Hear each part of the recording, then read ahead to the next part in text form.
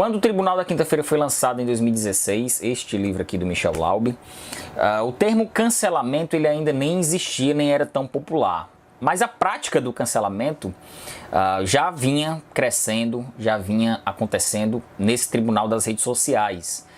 E esse tribunal ele pegou muita gente, pegou artistas, políticos, anônimos, bastava ter uma conta na rede social, expressar alguma opinião divergente do que geralmente as pessoas pensam, algumas injustificáveis, outras nem tanto, outras partiram para uma espécie de revanchismo, e a partir daí esse termo cancelamento foi ganhando proporções cada vez maiores. E esse livro aqui, ele conta justamente isso, de pessoas que foram canceladas, passaram pelo justiciamento da internet e tiveram suas vidas, seus diálogos privados expostos através de mensagens de e-mail. A gente vai conhecer um pouquinho dessa história logo depois da vinheta, é rapidinho, se liga aí.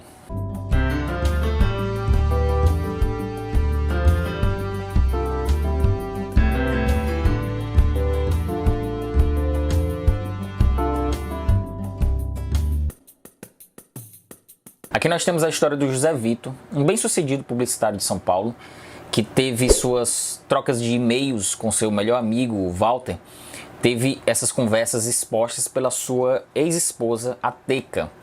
E todas essas conversas do Walter e do José Vito expunham muito da relação íntima dos dois, contando aventuras eróticas, sexo, mulheres, muita misoginia, muito machismo e aquele tipo de piada interna que praticamente eles encontravam algum humor naquilo e que teve toda a sua exposição a partir da descoberta desses e-mails pela ex-esposa. Eles estavam recém-separados, a Teca e o José Vito, há pouco mais de 3 meses, e ela encontra um acesso, umas anotações com a senha do José Vito, e a partir daí ela entra no e-mail dele e descobre essas conversas, né? Ela seleciona alguns desses trechos e joga, publica, escancara na internet. E nessas trocas de e-mails, descobre-se que o Walter é soropositivo.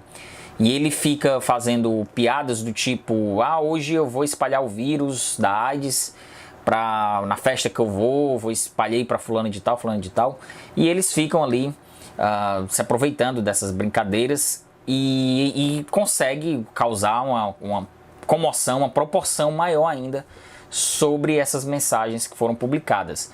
Mas é importante a gente contextualizar um pouquinho mais essa história para a gente aprofundar as temáticas e a própria estrutura narrativa, né? E esse livro tem uma estrutura montada e dividida em 4 partes, que é a primeira parte uma sigla, a segunda parte uma piada, a terceira os réus e a quarta é a quinta-feira, o fatídico dia da publicação dessas e-mails nas redes sociais. E nessa primeira parte é contada toda a adolescência dos dois, nos anos 80, a descoberta do Walter como um homem gay, o José Vito tendo as suas primeiras experiências sexuais e toda a questão da epidemia sendo descoberta, né, da epidemia da AIDS sendo descoberta. Algumas dessas referências nessa parte são bastante clássicas, algumas até clichês, assim, são muito repetitivas, que ficaram muito marcadas na nossa sociedade. Por exemplo, o caso do Cazuza, Fred Mercury, artistas, né, que comoveram muito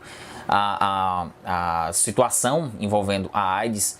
A reportagem clássica do Hélio Costa pro Fantástico em 83, a primeira reportagem no Brasil sobre a AIDS, também o Caio Fernando Abreu. Então tem toda uma repetição dessas referências para contextualizar essa situação da AIDS nos anos 80 chegando ao Brasil. E eu notei que a partir da sequência de algumas dessas partes, por exemplo, quando chega na parte da piada, dos réus, em que há a publicidade desses e-mails, e aí a gente tem algumas situações, alguns elementos envolvendo o dia a dia do José Vito em se defender, tentar se defender, ou pelo menos tentar se justificar, ou o comportamento dele de um publicitário bem-sucedido, que trabalha com grandes marcas, que fez e idealizou campanhas de saúde importantes, com uma mensagem, vamos dizer, positiva, né, importantes para a sociedade, relevantes, e ele, a agonia dele em tentar justificar toda essa exposição. Porque a partir desse momento em que o José Vito está incorporando todas, assimilando todas as informações, é que a gente começa a entrar dentro da obra no seguinte sentido. O texto do Laub ele é muito conciso, tem capítulos muito curtos, muito diretos, muito objetivos, e a partir daqui é que a gente, como leitor, a gente começa a entender que nós, nesse tribunal, nós podemos ser juízes, nós podemos ser testemunhas, nós podemos ser promotoria de acusação, nós podemos ser os réus. Então, de fato, é que os elementos vão se encaixando a partir da segunda para a terceira parte, até a quarta parte. A entrada de novos personagens, que eu não vou soltar spoilers aqui para você, é que vão dando uma sequência, um arcabouço de centrar as ações nesse personagem publicitário, esse homem prático que vende soluções, que vende condições palatáveis, que vende as suas mentiras, né, para o mundo.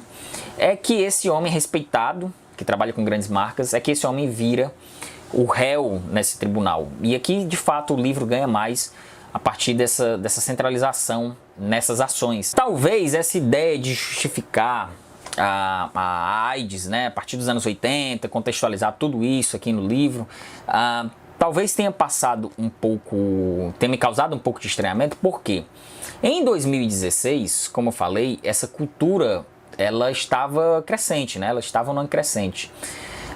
Hoje em dia, ela ganhou uma proporção tão gigantesca que, por muito menos envolvendo um contexto sério como a AIDS, as pessoas são canceladas na internet. Às vezes uma vírgula fora do lugar é o suficiente para acabar com a reputação de alguém.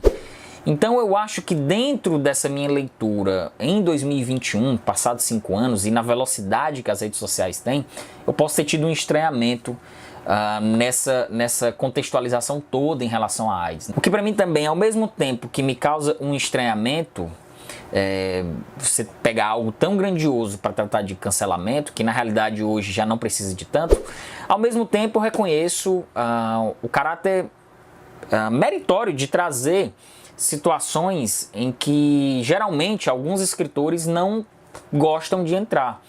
É um texto, dos 2 livros que eu li, eu tirei uma conclusão assim, se eu pudesse adjetivar o estilo do Michel Laub. É um estilo corajoso, é um estilo que gosta de colocar a problemática no texto, coloca para o leitor e você que vai fazer o seu julgamento.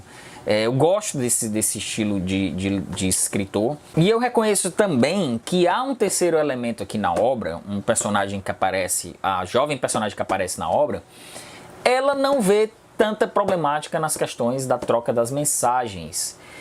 Que ela é de uma outra geração deles dois, eles já estão caminhando mais para casa dos 40, 50 anos, e essa jovem personagem de 20 anos que aparece aqui, ela já não reconhece, já não se impacta tanto. Então eu acho que dá uma boa equilibrada nisso sim, apesar da minha observação. Eu fiz, esse livro não seria a minha primeira leitura do Michel Laub. Eu não sei se vocês lembram que eu separei livros para ler agora em 2021, 5 livros, e um deles foi o Solução de Dois Estados. E muita gente observou no Solução de Dois Estados que o Michel Laub deu uma significativa mudança na temática dos seus livros, né? Então pensei, não, como estão dizendo que esse livro é muito diferente, eu vi vários textos observando isso, que Solução de Dois Estados era um livro muito diferente do Michel Laub, eu vou dar um passo atrás, vou ler o livro, o penúltimo livro, que no caso é esse, para tentar entender o estilo do escritor. Gostei, fiquei assim, demorei um pouco para entrar dentro da história, como eu falei para vocês, mas é um livro interessante porque ele é muito real, né? Muito dos nossos dias, então é importante esse tipo de observação. E outra coisa, ele também não cai, que eu observei também no Solução de Dois Estados, ele não cai em clichês das redes sociais. Seria muito fácil colocar o dia a dia da própria rede social. Não é, tem alguns trechos aqui sim da dinâmica da rede social, mas ele não entra, porque aí ficaria muito tranquilo, né? Ficaria prato cheio para você jogar essas referências, fazer o leitor pegar somente a parte confortável dessa linguagem e esquecer dos outros lados, né? Que isso, como eu falei, é interessante porque você coloca o leitor na posição do cara que vai julgar. esses personagens, vai julgar as situações, e ele não aponta aqui uma solução, não aponta aqui um caminho, não aponta quem é que está correto, quem é que está errado. A Teca, que fez a edição dos e-mails, né, só apresentou os e-mails que lhe interessavam. A motivação dela em fazer isso foi uma solução muito rápida no livro também, ficou parecendo a esposa ressentida, que está abandonada, então vai lá e faz isso. Me pareceu muito apressado dentro da obra, mas é um bom livro, curto livro, como eu falei, tem cenas rápidas, tem uma ação muito ágil, que isso também ajuda na estrutura narrativa. O Solução de Dois Estados, vou falar em detalhes, claro, mas eu acho que tem uma estrutura até um pouco mais desafiadora, porque ali tem outra pegada, é como se fosse uma decupagem de um filme.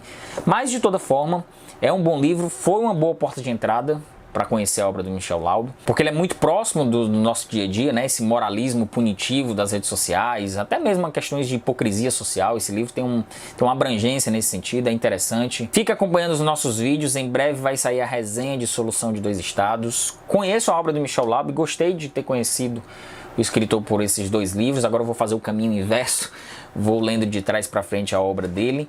Me conta o que você já leu do Michel Laub, o que você gosta do escritor, o que você não gosta, quais os livros que você me recomenda para ler, além desses dois. Acompanhe aqui o nosso Clube Mais Seleção, você tem uma série de benefícios, inclusive esse vídeo, por exemplo, ele foi antecipado, ele é sempre antecipado para os membros do canal, então você pode assistir nosso conteúdo antes da maioria das pessoas. Conheça, é baratinho, R$ 7,99, tem uma série de benefícios, está aparecendo aí para você. Se você não puder assinar o Clube Mais Seleção, mas quiser fazer uma doação pontual, a partir de R$1, faz um Pix aí pra gente, já é uma baita contribuição. Mas mesmo assim, se você não quiser dar nenhum dinheiro, não puder pagar nada, não se preocupe, o conteúdo do canal é gratuito. Você dando um like pra gente já é muito importante, deixando um comentário, se inscrevendo, compartilhando. Tudo isso são ações que você pode fazer de graça e nos ajudar muito. Então é isso, pessoal, vamos comentar. Literatura nacional contemporânea, tem muita coisa boa, sempre reforço isso. Felizmente eu tenho trazido muita coisa aqui, tem uma playlist de literatura nacional contemporânea, vou deixar no box de descrição. Aliás, literatura nacional, não necessariamente contemporânea, mas está o link tudo aqui embaixo para você acompanhar vários vídeos de livros muito bons e acompanhe o Seleção Literária, é isso aí. Valeu!